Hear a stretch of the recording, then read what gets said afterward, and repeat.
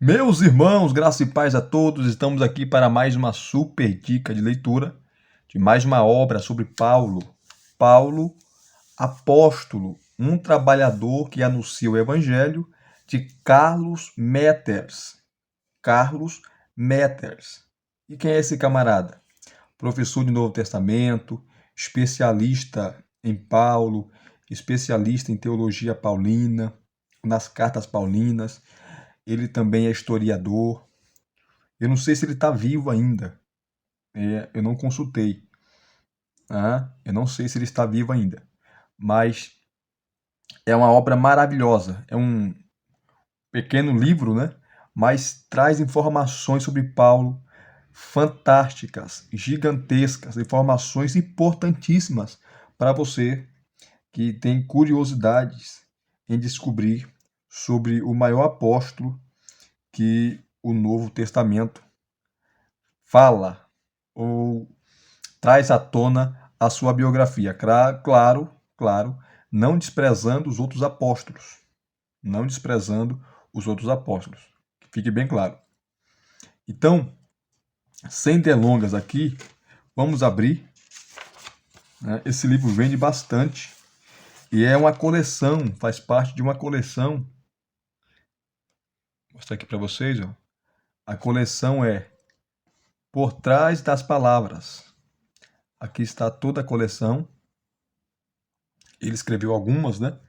Como essa aqui, ó, Bíblia, Livro da Aliança, que ele vai trabalhar Êxodo do 19 a 24.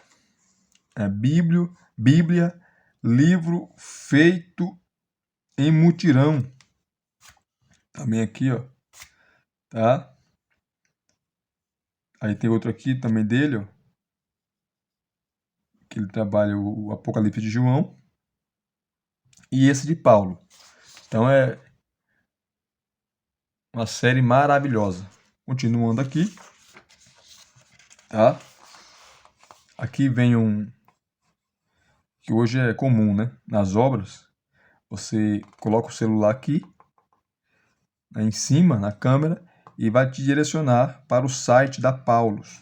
A primeira edição dessa obra é de 91, então 30 anos, né? E a 15ª reimpressão foi de 2019. Então, se está na 15ª, porque é uma obra que vende muito, muito. Por quê? Devido à sua preciosidade, tá? A sua preciosidade. Aqui está o sumário. O sumário é maravilhoso. Aí ele começa com uma introdução. Ele vai tratar o objetivo deste livro, as perguntas de hoje que trazemos conosco, né? Os 4 grandes períodos da vida de Paulo. Vou mostrar para vocês. A pergunta básica: o botão acende a luz em casa? Que é a introdução. Aí começa o primeiro período de Paulo, né? Da vida de Paulo, o judeu praticante, do nascimento aos 28 anos de idade. Que você pode olhar aqui, ó. Ele vai trabalhar lugar e ambiente onde Paulo nasceu e se criou, juventude e formação, profissão e classe social, o ideal do judeu praticante, o momento da crise, o testemunho de Estevão.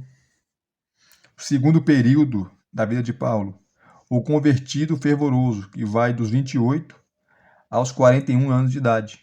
Dos 28 aos 41 anos de idade. Aos 41 anos de idade. Aí vem, ó, a queda na estrada de Damasco, ruptura e continuidade, a lenta maturação, é Cristo que vive em mim, uma nova fonte de espiritualidade, beber do próprio poço, os lugares por onde Paulo andou durante o segundo período. Interessante. O terceiro período da vida de Paulo é o missionário itinerante. Ele vai trabalhar as viagens missionárias de Paulo, né? Que é dos 41 aos 53 anos de idade. Aí ele vai trabalhar como Paulo viajava pelo mundo, as viagens missionárias, visão geral, um trabalhador que anuncia o evangelho, a entrada dos pagãos, o trabalho ecumênico gera conflitos, o conflito crescente entre os cristãos e o Império Romano. E continua aqui, ó.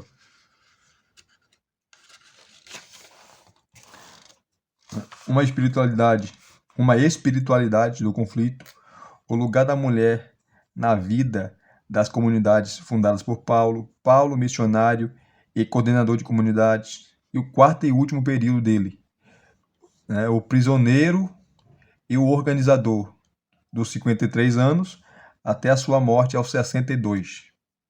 Interessante, né? Ali começa aqui, ó. Vocês podem pausar aí o vídeo para vocês lerem, tá? Por gentileza, pausa aí o vídeo para vocês lerem. Aqui ele conclui, tá? A conclusão. E aqui tem alguns índices que são maravilhosos. Como aqui, ó. Índice do terceiro período, o missionário itinerante. Aí vem, ó.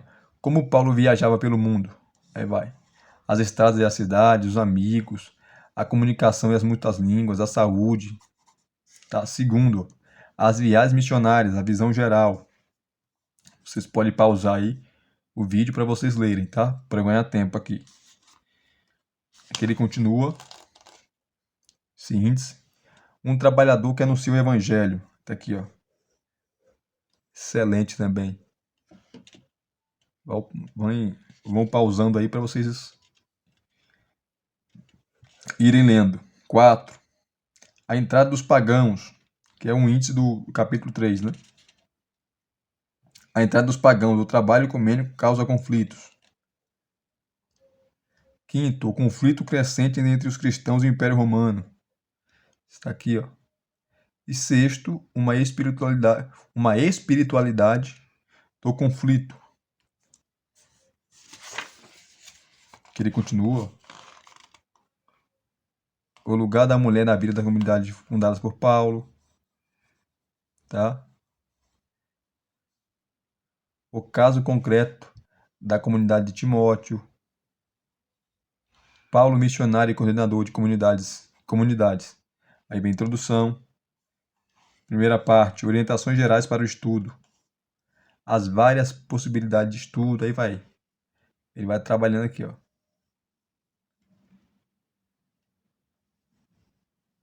Aqui tem a segunda parte. Aí vocês vão pausando aí para vocês lerem. Ok? São 127 páginas. Mas de muito conteúdo, de muita informação. E aqui tem as abreviaturas dos livros bíblicos. Tá? As abreviaturas dos livros bíblicos. Vamos pegar aqui agora. Ai, cadê? O primeiro período de Paulo. Rapidamente, aqui para você ver o que ele trabalha, né? O judeu praticante, que do nascimento aos 28 anos. Vamos para a página 15. Página 15. Aqui, ó. Ele começa falando: a Bíblia informa muito pouco sobre este período, mas o mais longo da vida de Paulo. A maior parte das informações usada para compor esse capítulo foi tirada dos outros escritos da época, tanto judaicos quanto gregos e romanos. Lugar e ambiente onde Paulo escreveu e se criou, onde Paulo cresceu e se criou.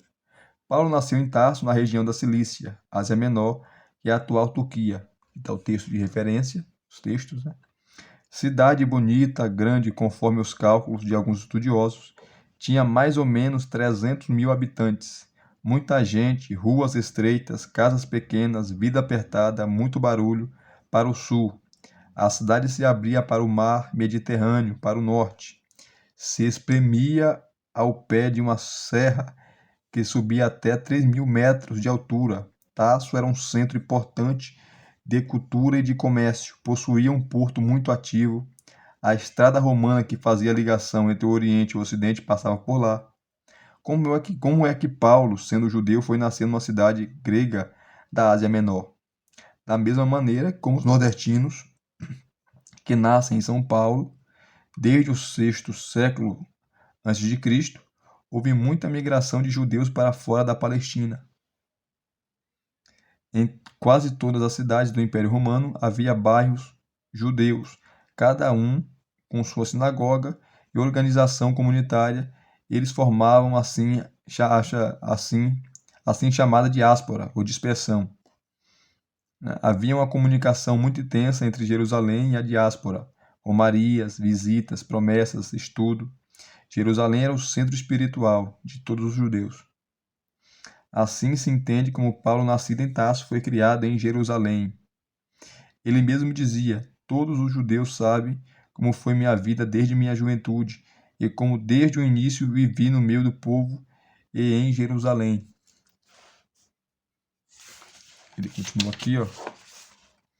Nascido numa família judaica, Paulo foi criado dentro das exigências da lei de Deus e das tradições paternas. Gálatas capítulo 1, versículo 14.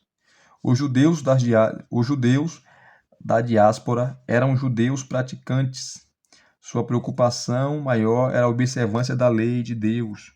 Por isso lutavam contra aquelas leis e costumes do Império Romano que dificultavam ou impediam a observância da lei de Deus. Por exemplo, prestar culto ao imperador, trabalhar no dia de sábado, prestar serviço militar. Deste modo, eles conservavam viva a obrigação de serem a nação consagrada à propriedade particular de Deus e se mantinham separados, diferentes dos outros povos. Por causa disso, eram hostilizados e perseguidos, mas eles carregavam a cruz da diferença como expressão da vontade de Deus. Paulo nasceu e cresceu nesse ambiente protegido e rígido do bairro judeu. De lá, olhava para um ambiente aberto e hostil da grande cidade grega. Esses dois ambientes marcaram sua vida. Ele tinha dois nomes, um para cada ambiente: Saulo, o nome judaico, e Paulo, o grego. Ele mesmo prefere e assina Paulo. Deus o chama Saulo. Aí ele vai falar aqui, ó, da juventude e formação, tá?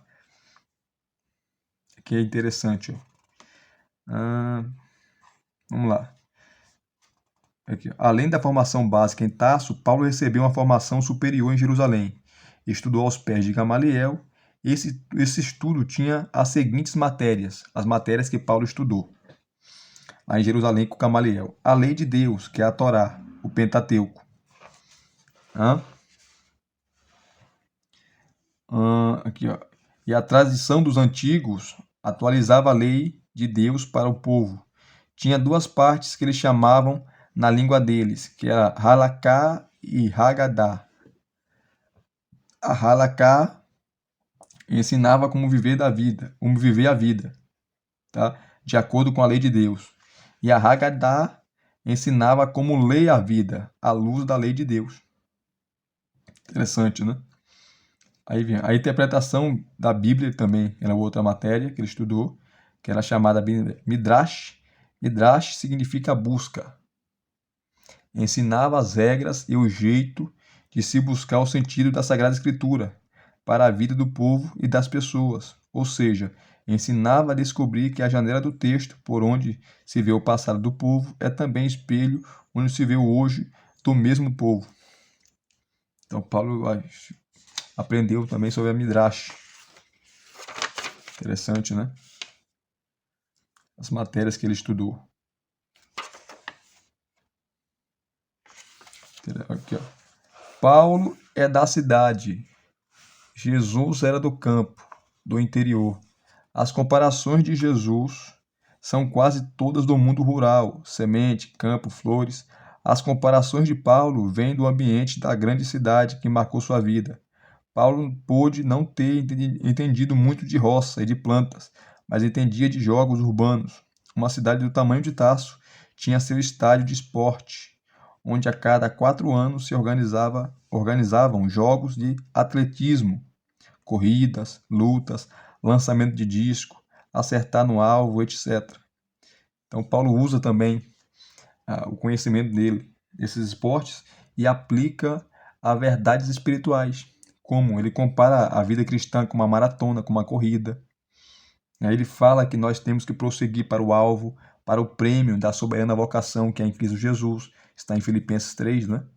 Então ele usa essas palavras, ou os Jogos Olímpicos ali, o atletismo, né? Como o atleta se preparava, ele se abstinha de várias coisas, né?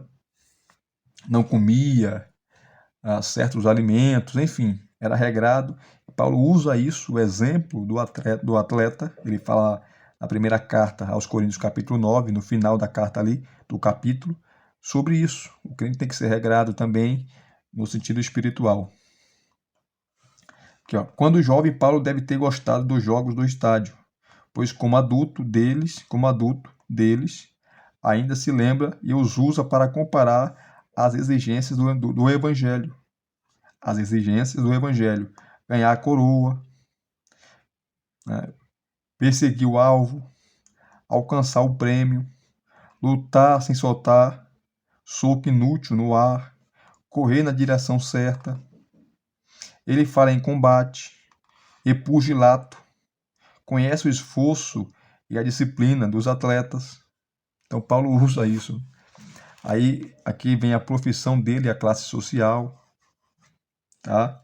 Ele era fazedor de tendas. Ele aprendeu com seu pai, possivelmente seu pai tinha uma fábrica de tendas de pele de cabras. Tá? Um homem muito rico, era cidadão romano, né? Fazia parte da elite ali de Tarso. Ele trabalha aqui, ó. Depois ele vai trabalhar o ideal do judeu praticante,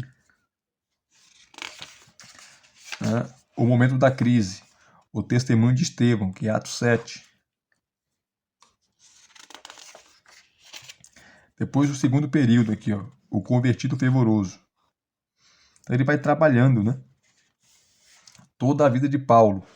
Deixa eu pegar mais um relato aqui para vocês sobre as mulheres. Está na página 96. O lugar da mulher na vida das comunidades fundadas por Paulo. Muita gente fala que Paulo é machista. Olha só o que ele vai trabalhar. Os textos bíblicos aqui, ó. Vamos lá. É um livro assim maravilhoso. Tanto que está na 15ª reimpressão. Para você ver. O lugar da mulher na vida das comunidades fundadas por Paulo. Aqui ele vai citar o texto de Gálatas, capítulo 4, versículo 19, e 1 Coríntios, capítulo 3, versículo 2. Né? Aqui, ó, resumo das palavras de Paulo contrárias à participação da mulher. Ele vai falar assim, ó, a presença e a participação da mulher são fundamentais na vida das comunidades, da igreja e da sociedade. Há um despertar em andamento. Algumas palavras de Paulo, porém, parecem ensinar o contrário. São, sobretudo, 4 textos que hoje nos causam sérias dificuldades. Eis um resumo do conteúdo desses 4 textos. 1 Coríntios, capítulo 11, do 2 ao 16, sobre o uso do véu. Quando Paulo fala assim, ó, a mulher foi criada para o homem, que é a cabeça da mulher. Por isso ela deve orar ou profetizar de cabeça coberta. O véu é sinal da sua dependência. Se não quiser usar o véu, deve cortar os cabelos. Texto polêmico, né?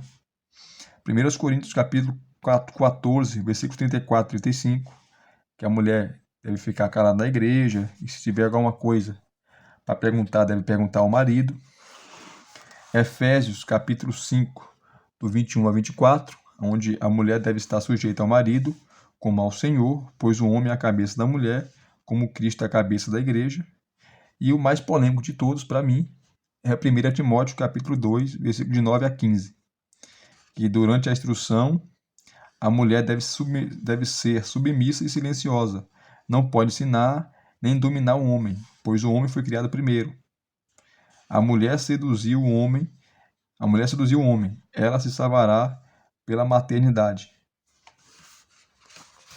Vamos lá. Estas frases são duras, contrárias ao nosso sentimento de humanidade.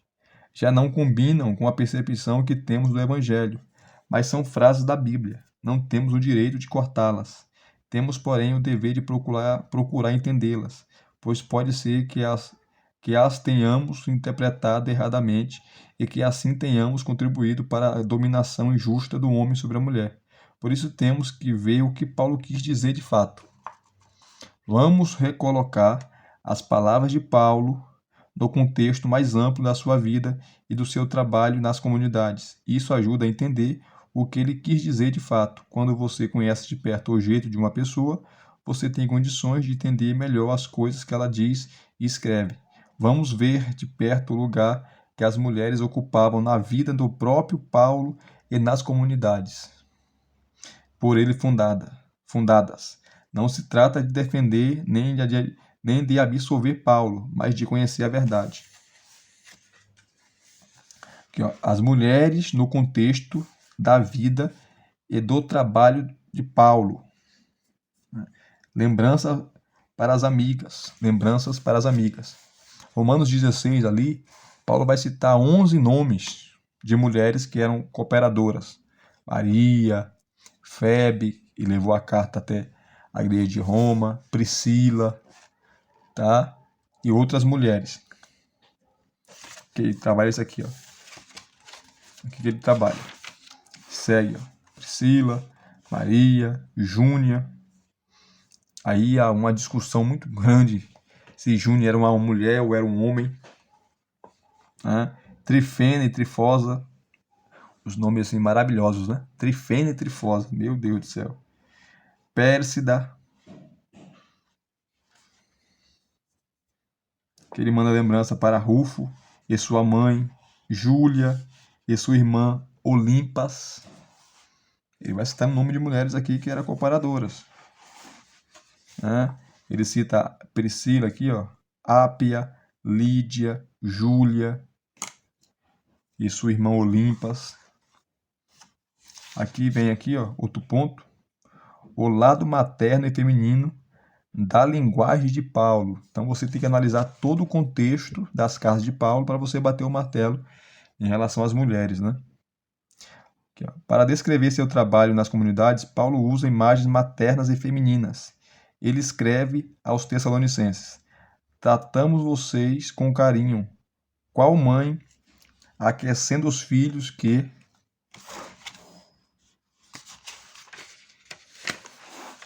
amamenta. 1 Tessalonicenses 2,7. E aos Gálatas: meus filhos, sofro novamente com dores de parto, até que Cristo esteja formado em vocês. E aos Coríntios: dei leite para vocês beberem, não alimento sólido, pois vocês não o podiam suportar. Será que, dedicando-lhes maior amor, serei por causa disso menos amado? E aos Filipenses: Deus me é testemunha de que amo vocês todos com a ternura de Jesus Cristo. E para descrever o processo doloroso da renovação em andamento, no qual tudo e todos estavam envolvidos, ele escreve aos Romanos: sabemos que a criação toda geme e sofre de dores de parto até agora.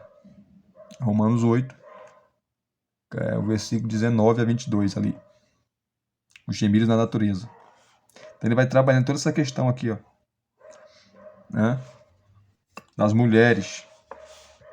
A ternura e a atenção carinhosa que ele tinha em relação às mulheres. Não dá para ler aqui, por causa do tempo.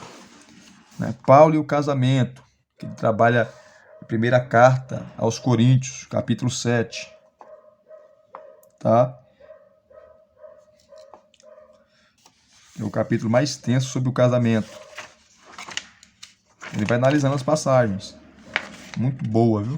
Não dá para ler por causa do tempo, tá, queridos? Aqui é o resumo, resumindo.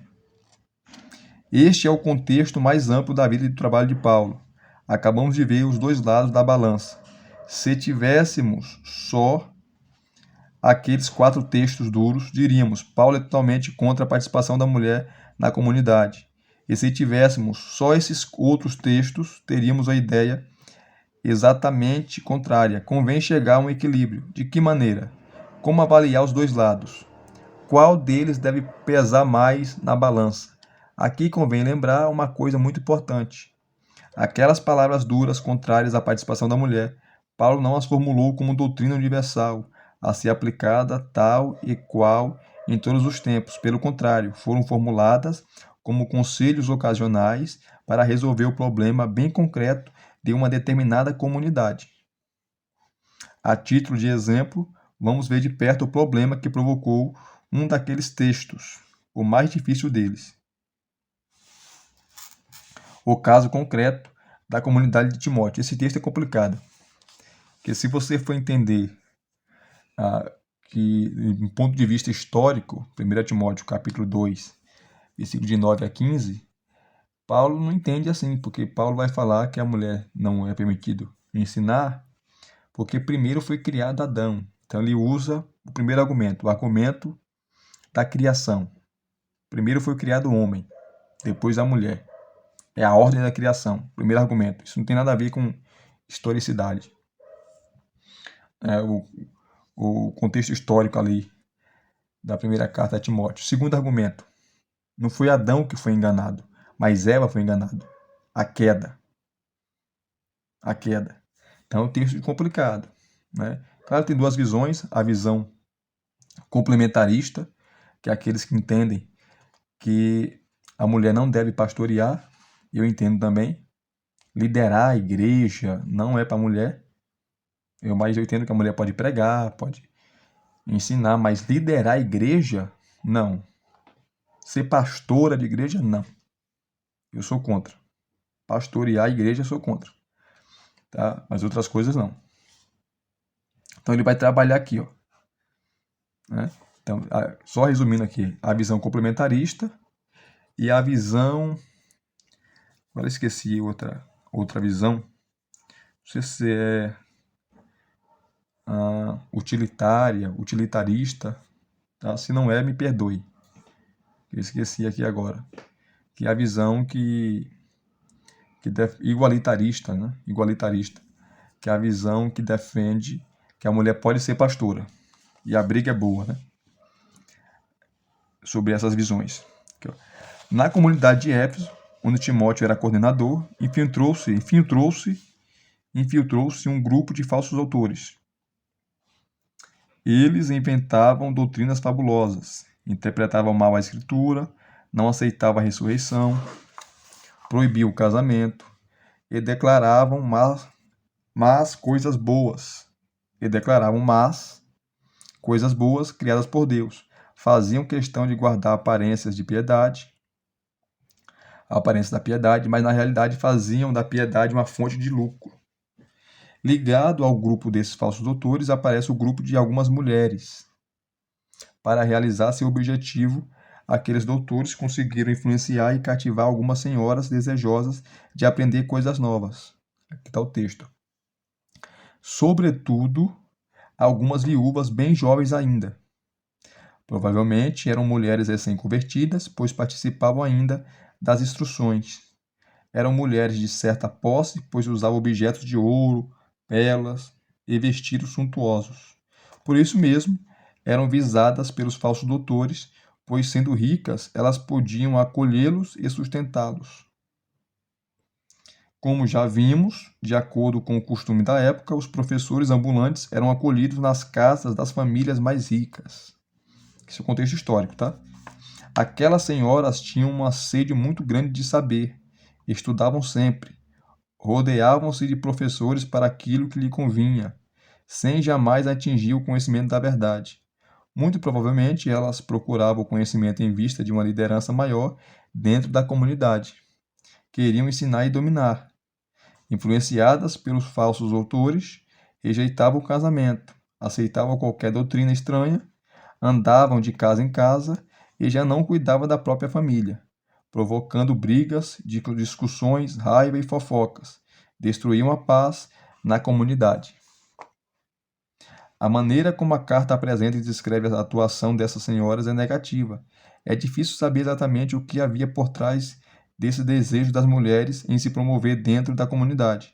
Provavelmente expressava-se aí um desejo de libertação da sua condição de prisioneira do homem. Expressões semelhantes de libertação aconteciam também nos cultos pagãos. Olha só que interessante. Então, ele dá todo o contexto histórico para você aqui. Né? Aqui, ó. Aí vem a reação de Paulo diante do problema, que é o texto, né? Esse texto difícil aqui. O texto difícil de 1 Timóteo 2, de 9 a 15, contém as palavras com que Paulo procura ajudar seu amigo Timóteo a enfrentar esse problema bem concreto na comunidade. Lido contra esse pano, De fundo, o texto se esclarece e se ilumina. Paulo não fala sobre a mulher em geral, mas está pensando naquele grupo de senhoras mais ou menos ricas da comunidade de Éfeso. Segundo, Paulo não é contra a participação e a liderança da mulher na comunidade, mas questiona as pretensões daquele grupo de senhoras que, por serem ricas, eram visadas pelos falsos doutores e manipuladas por eles ingenuamente. Por isso pede que elas sejam mais modestas para não provocar ainda mais os doutores. Terceiro, Paulo não é contra que a mulher estude, mas pede que aquelas senhoras estudem com calma e humildade enquanto ainda estiverem na instrução, isto é, na iniciação da vida, a vida da comunidade. Quarto, Paulo não quer ensinar que o homem é superior à mulher, mas quer que, durante a fase da instrução inicial, as responsáveis pelo ensino da comunidade tenham a precedência sobre os alunos, sobretudo naquela época de tantas doutrinas variadas e estranhas. Isso aqui é a posição dele, né? O Carlos Master. Tem gente que não vai concordar, mas tudo bem. Quinto, Paulo não quer ensinar que toda mulher deve ser mãe para poder salvar-se, mas acha que no caso daquelas viúvas jovens que desprezavam o casamento, só havia um jeito de elas se recuperarem, a saber, casar de novo e ser mãe. Aí vem a conclusão dele, que eu vou ler e terminar, né? Assim, quando recolocado no seu contexto, um texto como este, aparentemente tão contrário à participação da mulher, representa até um avanço, pois nele Paulo supõe como sendo coisa mais normal que a mulher receba instrução e que ela possa chegar a uma posição de liderança na comunidade, coisa que não era comum na época. O mesmo que acabamos de fazer com o texto da primeira carta a Timóteo poderá ser feito com os outros textos difíceis de Paulo, citados no começo deste capítulo. Por exemplo, 1 Coríntios capítulo 11, 12 e 16, onde Paulo insiste no uso do véu, ele não proíbe a mulher de profetizar. Pelo contrário, o supõe como sendo a coisa mais normal. Nem o discute, é ponto pacífico. O que ele proíbe é que ela profetize sem véu, de cabelo solto, como faziam as mulheres no culto pagão de Ísis, divindade egípcia. Aí vem, ó, algumas chaves de leitura ou critério de orientação. Tá? Ele trabalha aqui alguns critérios de orientação, de interpretação do texto, tá? Aí ele vai continuando, né? Ele vai continuando. É um livrinho assim maravilhoso, tá? Para você que quer uma leitura rápida sobre Paulo, mas uma leitura consistente, com diversas informações maravilhosas, esse livro aqui, Paulo, um trabalhador que anuncia o evangelho, do Carlos Metters, é o livro fantástico, show de bola. E se vocês gostaram de mais uma super dica de leitura, deixa aqui no seu comentário, deixe o seu like, se inscreva no canal se você não é inscrito e acione o sininho para receber todas as notificações, ok? Graça e paz a todos. Muito obrigado mais uma vez. Até as próximas indicações.